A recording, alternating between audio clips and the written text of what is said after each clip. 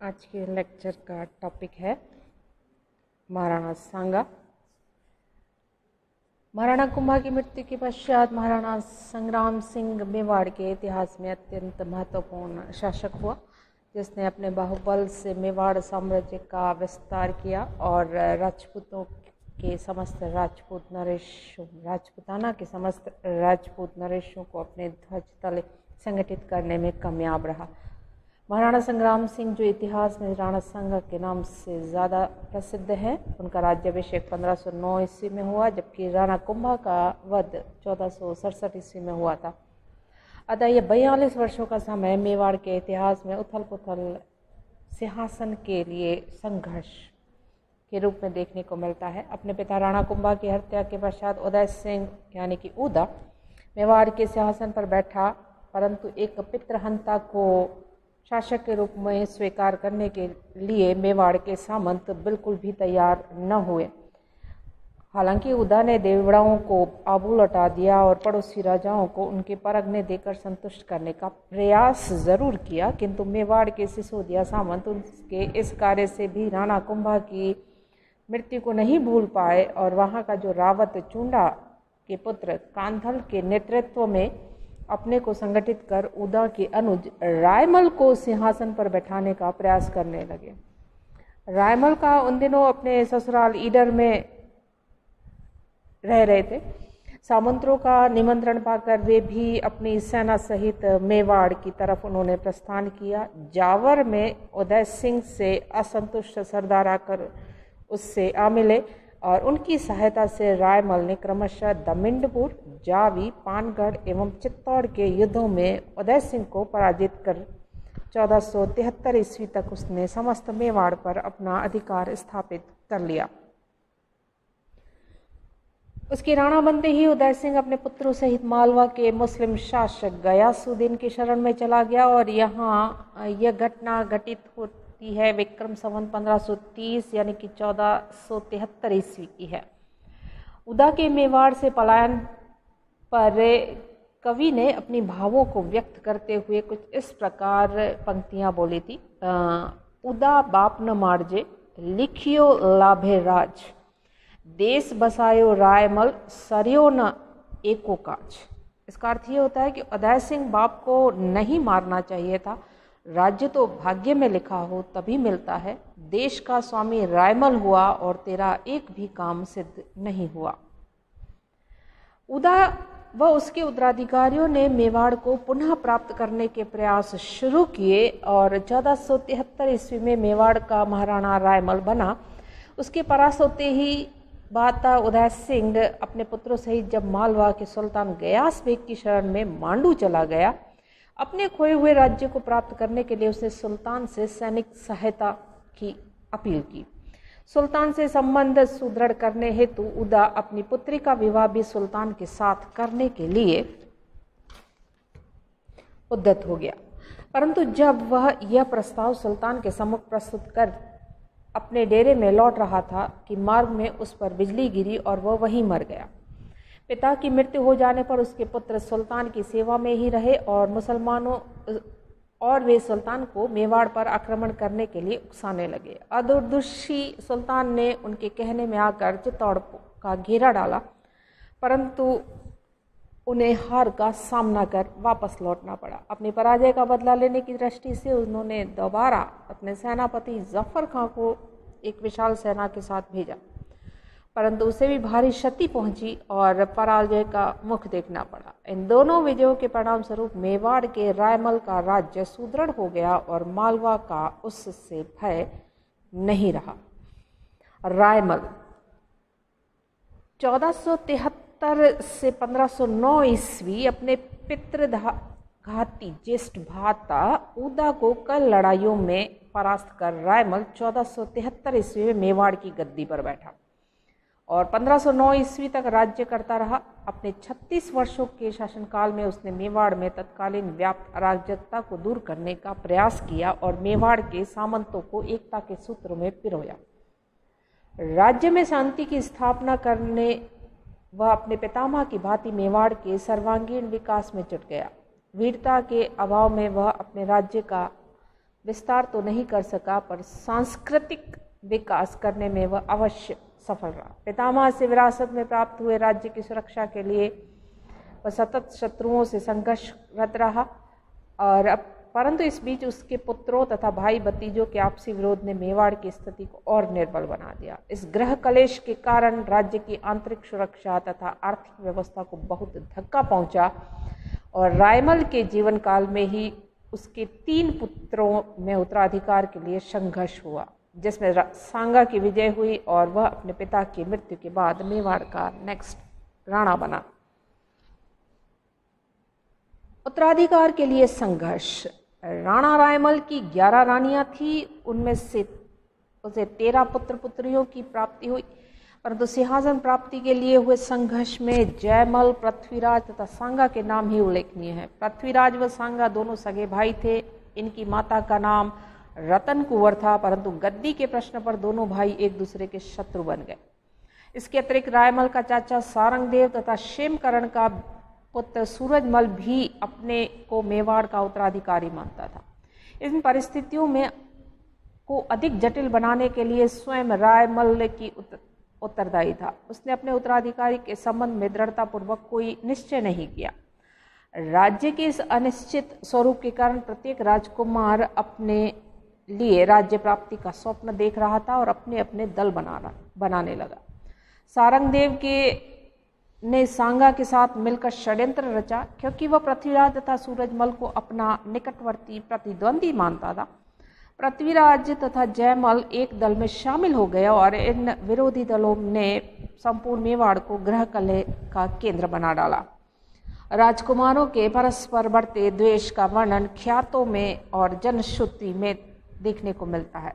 जनश्रुति के अनुसार एक दिन कुंवर पृथ्वीराज, जयमल तथा संग्राम सिंह अपने भविष्य के संदर्भ में जानने के लिए एक ज्योतिष के पास पहुंचे। ज्योतिष ने सभी ग्रहों की प्रशंसा करते हुए सांगा के राणा बनने की भविष्यवाणी की। यह सुनकर पृथ्वीराज, जो कि बड़ा राजकुमार होने के नाते अपने को राज्य का वास्तविक उत्तराधिकारी मानता था, अत्यधिक रुष्ट हो गया और इस भविष्यवाणी को मिथ्या प्रमाणित करने के लिए वह तलवार लेकर सांगा की जीवन लीला समाप्त करने के अभिप्राय से उस पर टूट पड़ा। सांगा स्वयं तो बच गया, परंतु उसकी एक आंख जाती रही। इस घटना के बाद राजकुमारों का आपसी द्वेष बढ़ता ही गया।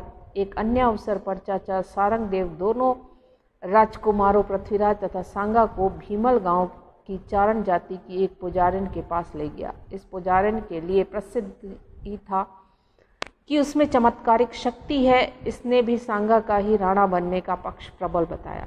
इस पर दोनों राजकुमार फिर परस्पर उलझ पड़े। चाचा ने बड़ी कठिनाई से दोनों को अलग किया। कुंवर संग्राम सिंह का अज्ञातवास। ज्येष्ठ भ्राता पृथ्वीराज के प्रहार के बचकर संग्राम सिंह राठौड़ बीदा की सहायता से गोडवाड़ की तरफ चला गया और यहाँ वेश बदलकर वह अपना जीवन व्यतीत करने लगा। अंत में वह एक अश्व खरीदकर श्रीनगर अजमेर जिले में के परमार करमचंद की सेवा में रहने लगा। इसी अंतराल में जब वह एक वृक्ष के नीचे सो रहा था, तब मार्ग से जाते हुए 2 राजपूतों ने उसके सिर पर अपने फन से छाया करते सर्प को देखा। यह घटना उन राजपूतों ने करमचंद को सुनाई। करमचंद स्वयं वहां गया और घटना को प्रत्यक्ष देखा। इसके उपरांत करमचंद ने संग्राम सिंह की असलियत की जानकारी प्राप्त कर ली और अपनी पुत्री का विवाह उसके साथ कर लिया। सांगा का राज्याभिषेक। सांगा अत्यधिक महत्वाकांक्षी था। वह राज्य प्राप्ति के लिए उचित अवसर की प्रतीक्षा में था। संयोगवश परिस्थितियां भी उसके अनुकूल होती चली गई और जयमल की मृत्यु सोलंकियों से युद्ध करते हुए हो गई। कुंवर पृथ्वीराज धोखे से विष की गोलियां खाने के कारण मृत्यु को प्राप्त हुआ। उसका एक और भाई राय सिंह था, जो गद्दी के लिए सर्वथा योग्य था। उससे सभी सामंत संतुष्ट थे। सारंगदेव की हत्या पृथ्वीराज द्वारा पहले ही करवा दी गई थी। उसका चाचा सूरजमल भी मेवाड़ का शासक बनना चाहता था। उसने मालवा के शासक मुजफ्फर को भड़काकर चित्तौड़ पर आक्रमण करवाया, परंतु उसे सफलता नहीं मिली। अंततः वह भी नए राज्य की स्थापना की खोज में कांठल की ओर चला गया। इस प्रकार सांगा के विरोधियों की संख्या समाप्त होती चली गई। अब रायमल के पास सांगा को अपना उत्तराधिकारी घोषित करने के अतिरिक्त और कोई विकल्प न था। रायमल ने करमचंद पवार से सांगा की सूचना मिलने पर उसे अजमेर से चित्तौड़ बुलवा लिया और अपना उत्तराधिकारी घोषित कर लिया। रायमल की मृत्यु के पश्चात 1509 ईस्वी में सांगा महाराणा संग्राम सिंह के नाम से मेवाड़ का राणा बना। इस प्रकार अपनी बुद्धि, कर्तव्यनिष्ठा तथा घटना चक्र के सहयोग से सांगा ने मेवाड़ का गद्दी हासिल की। गद्दी पर बैठते ही उसने अपने संरक्षक पवार करमचंद को अच्छी जागीरें देकर अपनी कृतज्ञता का परिचय दिया। हालांकि करमचंद को जागीर तो महाराणा रायमल ने भी दे रखी थी, परंतु उसे पर्याप्त न समझते हुए राणा सांगा ने उसे अजमेर, परबतसर, मांडल, फूलिया, बेनड़ा आदि 15 लाख की वार्षिक आय के परगने और दे दिए और उसके साथ ही उसे रावत की पदवी से अलंकृत किया। इसका परिणाम यह हुआ कि मेवाड़ का उत्तर पूर्वी सीमा भी सुदृढ़ हो गई। सांगा की प्रारंभिक कठिनाइयाँ। सांगा के सिंहासन पर बैठने के समय मेवाड़ आंतरिक कलह व बाह्य आक्रमणों का शिकार बना हुआ था। कुंभा की मृत्यु के बाद उदय सिंह ने अपनी स्थिति सुदृढ़ करने के लिए अपने पड़ोसी राज्यों से मैत्री करना आरंभ किया और इस उद्देश्य की प्राप्ति के लिए उसने आबू सिरोही को लौटा दिया और अजमेर का तारागढ़ का किला जोधपुर को दे दिया। मेड़ता के सामंतदूदा को सांभर पर अधिकार करने से वह नहीं रोक पाया। राजा उदय सिंह द्वारा खोए हुए इन प्रदेशों को रायमल ने प्राप्त करने का कोई प्रयत्न नहीं किया। अतः सांगा के सामने बड़ी समस्या मेवाड़ के खोए हुए प्रदेशों को पुनः प्राप्त करना था। दूसरी कठिनाई देखें तो पड़ोसी राजपूत राज्य अपनी शक्ति में वृद्धि कर रहे थे। इस समय मारवाड़ के राठौड़, आमेर के कच्छावा तथा हाड़ौती के हाड़ा अपने अपने राज्यों की सीमाएं बढ़ाने को आतुर थे। ये शासक मेवाड़ के प्रभाव से मुक्त होने से ही संतुष्ट नहीं थे, परंतु वे मेवाड़ का अस्तित्व ही मिटाने का प्रयास कर रहे थे। राजपूत राजा ही नहीं, पड़ोसी मुस्लिम सुल्तान भी मेवाड़ की आंतरिक अव्यवस्था का लाभ उठाते हुए मालवा और गुजरात के सुल्तान मेवाड़ के घोर शत्रु थे और सांगा के सिंहासन रोहण के समय गुजरात में महमूद शाह बेगड़ा तथा मालवा में नसरुद्दीन राज्य कर रहे थे। मेवाड़ के कुंभाकालीन ऐश्वर्य को पुनः प्राप्त करने के लिए इनसे टक्कर लेना राणा सांगा के लिए बहुत जरूरी था। दिल्ली के सुल्तान भी मेवाड़ के लिए भय का कारण बने हुए। दिल्ली में इस समय लोधी वंश राज्य कर रहा था। जब राणा सांगा बना तब सिकंदर लोधी दिल्ली का सुल्तान था। यद्यपि दिल्ली का शासक अत्यधिक निर्बल था, तथापि वह गुजरात तथा मालवा के मुस्लिम सुल्तानों के सहयोग से मेवाड़ पर धावा बोल सकता था। इन मुस्लिम राज्यों के अस्तित्व से मेवाड़ की उत्तर पूर्वी व दक्षिण पश्चिमी सीमाओं की सुरक्षा संकटग्रस्त बनी रही। अतः इन शक्ति को क्षीण करना भी राणा संग्राम सिंह के लिए बहुत जरूरी था। सांगा ने अपनी सारी परिस्थितियों का उत्साहपूर्वक सामना किया। उन्होंने सबसे पहले सीमा पंक्ति को सुदृढ़ करने का प्रयास किया। इसके लिए उसने करमचंद को मांडल, फूलिया आदि देकर मेवाड़ की उत्तर पूर्वी सीमा को सुदृढ़ बना लिया। दिल्ली के निर्बल शासन से राणा सांगा कुछ सीमा तक लोधी सुल्तान से निश्चिंत थे।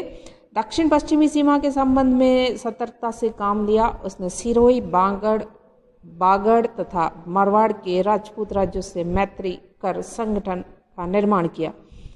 इसके उद्देश्य से मुस्लिम आक्रमणों का सामना करने तथा उसके आगे बढ़ने से उसे रोका जा सके। ईडर का राज्य रायमल को दिलाना। ईडर के राव भाण के 2 पुत्र थे, सूर्यमल और भीम। राव भाण की मृत्यु हो जाने पर उसका ज्येष्ठ पुत्र सूर्यमल गद्दी पर बैठा, परंतु वह 18 मास राज्य करते ही दुनिया से चल बसा। अतः उसका स्थान पुत्र रायमल ने लिया, परंतु रायमल उस समय अल्पवयस्क थे। इसका लाभ उठाते हुए भीम ने उसकी गद्दी से उतार स्वयं मालिक बन गया। भाग्यवश अल्पकाल में ही वह भी चल बसा और पुत्र भारमल गद्दी पर बैठा। इस पर सूर्यमल का पुत्र रायमल भागकर राणा की शरण में आ गया और राणा सांगा ने अपनी पुत्री का उससे विवाह कर दिया और ईडर का स्वामी भी उसे बना डाला। इससे भी राजपूत संघ सुदृढ़ बना और महाराणा को अपनी साम्राज्य विस्तार में सुविधा हुई। राणा सांगा की साम्राज्यवादी नीति। टोड के अनुसार राणा संग्राम सिंह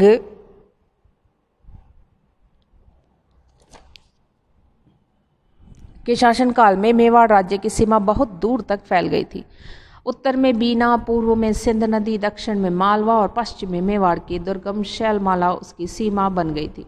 मेवाड़ राज्य का यह विस्तार राणा संग्राम सिंह की योग्यता, गंभीरता तथा उसकी दूरदर्शिता का परिचय देता है। इसकी साम्राज्यवादी नीति का उद्देश्य विभिन्न राज्यों को जीतकर अपने राज्य में मिलाना नहीं, अपितु अन्य राज्यों को अपने राज्य साथ मिलाकर उनके साथ चलना भी था। डॉक्टर गोपीनाथ शर्मा की मान्यता है कि राणा सांगा अपने पड़ोस के छोटे मोटे राज्यों को हड़पने की नीति का समर्थक नहीं था, परंतु इन राज्यों के आपसी झगड़ों में मध्यस्थता कर वह उन पर अपना प्रभाव स्थापित करना अवश्य चाहता था। वह चाहता था कि पड़ोसी नरेश उसके आधिपत्य को स्वीकार कर सदा उसकी आज्ञा मानने की तैयार रहे। इस नीति से प्रेरित होकर राणा ने पड़ोसी बड़े राजवंशों से वैवाहिक संबंध भी स्थापित किए। मारवाड़, बूंदी तथा अन्य कई राजाओं से वैवाहिक संबंध स्थापित कर उसने अपने साम्राज्य को अधिक सुदृढ़ बना लिया। इन सब के पीछे उसकी मूल भावना, उद्देश्य उत्तरी भारत में अपने राजनीतिक प्रभुत्व को सर्वोच्च बनाना था। उसने मेवाड़ के अपहत राज्यों को पुनः प्राप्त करने का प्रयास किया। सिंहासन पर बैठते ही मेवाड़ के खोए हुए भागों को पुनः प्राप्त करने के लिए राणा सांगा ने प्रयत्न कर रहे थे और उसने सर्वप्रथम अजमेर पर आक्रमण किया। राजस्थान के केंद्र में स्थित होने के कारण अजमेर प्रारंभ से ही मुस्लिम शासकों के अधीन रहा, परंतु सैयदों के शासनकाल में अजमेर मुसलमानों के प्रभाव से निकल गया था।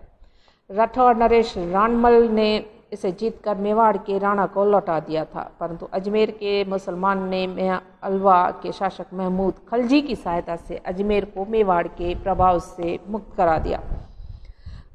राणा सांगा जैसा महत्वाकांक्षी अजमेर को मुसलमानों के अधीन नहीं देख सकता था, अतः उसने अजमेर पर पुनः मेवाड़ का प्रभुत्व स्थापित कर दिया। इसके उपरांत सांगा ने जयपुर के समीप स्थित चाटसू पर लोधी वंश के शासकों का प्रभाव समाप्त किया, अधिकार स्थापित किया और चाटसू में निर्मित क्षत्रियों से भी उसकी पुष्टि होती है। अहमद यादगार ने लिखा है कि सांगा ने दिल्ली सुल्तान से चाटसू छीन लिया और वहां आबाद सैयद परिवारों पर भीषण अत्याचार किए। सांगा की इस कार्यवाही से स्पष्ट है कि पूर्वी राजस्थान पर सिकंदर लोधी का नियंत्रण शिथिल पड़ गया था। राणा सांगा और मालवा। राणा सांगा के समय मालवा की स्थिति कुछ डावाडोल थी। इस समय महमूद खलजी द्वितीय वहां का सुल्तान था, जो अयोग्य एवं निर्बल था। उसके अपने सामंतों से संबंध अच्छे नहीं थे, इस कारण सामंतों ने उसे गद्दी से हटाकर उसके भाई साहब खां को मालवा की गद्दी पर बिठा दिया था। उस समय मालवा में मैदनी रॉय बड़ा शक्तिशाली राजपूत सरदार था। महमूद द्वितीय उसकी सहायता से साहब खां की गद्दी से उतारकर पुनः सुल्तान बन गया था। उसने मैदनी रॉय को अपना प्रधानमंत्री नियुक्त किया। मैदनी रॉय के प्रधानमंत्री बनने से मुस्लिम आमिर सुल्तान से नाराज हो गए, क्योंकि वे मुस्लिम राज्य में एक हिंदू के बढ़ते प्रभाव को बर्दाश्त नहीं कर पाए। अतः उन्होंने दिल्ली के सुल्तान सिकंदर लोधी तथा गुजरात सुल्तान मुजफ्फर से निवेदन किया कि वे मालवा को एक काफिर के हाथों से मुक्त कराने में उनकी मदद करें। मालवा के मुसलमानों की प्रार्थना को स्वीकार करते हुए दिल्ली के सुल्तान ने 12,000 सैनिक भेजे। गुजरात का सुल्तान स्वयं साहिब खां की सहायता के लिए मालवा आया, परंतु मैदनी रॉय ने उसको परास्त कर दिया और इस वजह से महमूद द्वितीय ने अपने राज्य को स्थिर कर लिया। मुसलमानों ने शान सुल्तान महमूद को भी मैदनी रॉय का विरोधी बना दिया और इस बीच गुजरात व दिल्ली की संयुक्त सेनाओं ने मैदनी रॉय के विरुद्ध प्रस्थान किया। मैदनी रॉय ने भागकर राणा सांगा के आश्रय लिया तथा उससे सहायता की याचना की, परंतु मेवाड़ आने से पूर्व वह अपने पुत्र नत्थू को मांडू की सुरक्षा के लिए छोड़ आया था और उससे कहा आया था कि वह किसी भी प्रकार का 1 मास तक शत्रु का मुकाबला करता रहे, ताकि इस अंतराल में वह मेवाड़ से सेना ला सके। परंतु गुजरात के सुल्तान ने मांडू पर अधिकार कर लिया और नत्थू को सपरिवार मौत के घाट उतार दिया। महमूद द्वितीय मालवा का सुल्तान बन गया और अब मैदनी रॉय का मालवा में कोई स्थान नहीं था। मुस्लिम सेनाओं ने मालवा में महमूद की स्थिति सुदृढ़ कर दी थी। ऐसी स्थिति में सांगा ने मैदनी रॉय को स्वयं का सरदार बना दिया और गाग, रोण व चंदेरी के इलाके उसे जागीर में दे दिए, ताकि मैदनी रॉय मालवा के विरुद्ध उसका सहायक बना रहे। और इस घटना से मेवाड़ तथा मालवा के मध्य संघर्ष अवश्य भावी हो गया। मालवा और मेवाड़ के भी संघर्ष के कारण में यदि देखें तो मालवा तथा मेवाड़ में परंपरागत शत्रुता थी। 1401 ईस्वी मालवा एक स्वतंत्र राज्य के रूप में उदित हुआ, तब से वह मेवाड़ का शत्रु बना हुआ था। महमूद खलजी प्रथम का पुत्र महमूद द्वितीय अपने पिता के मेवाड़ के हाथ हुई पराजय को नहीं भूला था। दूसरा देखें तो मालवा तथा मेवाड़ के शासकों में धार्मिक कट्टरता थी। मालवा के मुस्लिम सुल्तान धार्मिक दृष्टि से कट्टर, अनुदार तथा असहिष्णु थे। वे केवल अपने राज्य में ही नहीं वरन पड़ोसी हिंदू राज्यों पर भी धार्मिक अत्याचार करते थे और राणा सांगा अपने आप को हिंदू धर्म व संस्कृति का रक्षक मानता था, इसलिए वे एक दूसरे के प्रतिद्वंदी बने। तीसरा कारण देखें तो साम्राज्यवादी भावना दोनों ही शक्तियों की शत्रुता का एक प्रमुख कारण रही। चौथा कारण देखें तो मैदनी रॉय का राणा सांगा के आश्रय में आना। मालवा तथा मेवाड़ के युद्ध का तात्कालिक कारण मालवा के उत्तराधिकार संघर्ष के दौरान मैदनी रॉय द्वारा सांगा का आश्रय प्राप्त करना था। पांचवा, मैदनी रॉय के पुत्र की हत्या। मैदनी रॉय के पुत्र नत्थू का मारा जाना भी मेवाड़ द्वारा मालवा पर आक्रमण करने का एक कारण बन गया था। श्यामल दास के अनुसार जब महमूद द्वितीय ने गुजरात की सहायता लेकर मांडू दुर्ग को घेर लिया तब मैदनी रॉय अपने पुत्र नत्थू को मांडू की सुरक्षा के लिए छोड़ गया था। तब नत्थू ने महमूद को आत्मसमर्पण का आश्वासन दिया तथा इसके लिए 1 महीने का समय मांगा, परंतु 20 दिन बाद ही अचानक महमूद ने मांडू पर आक्रमण कर दिया तथा नत्थू के परिवार के अन्य सदस्यों को मौत के घाट उतार दिया तथा राणा इस हत्याकांड का बदला लेने को आतुर हो गया।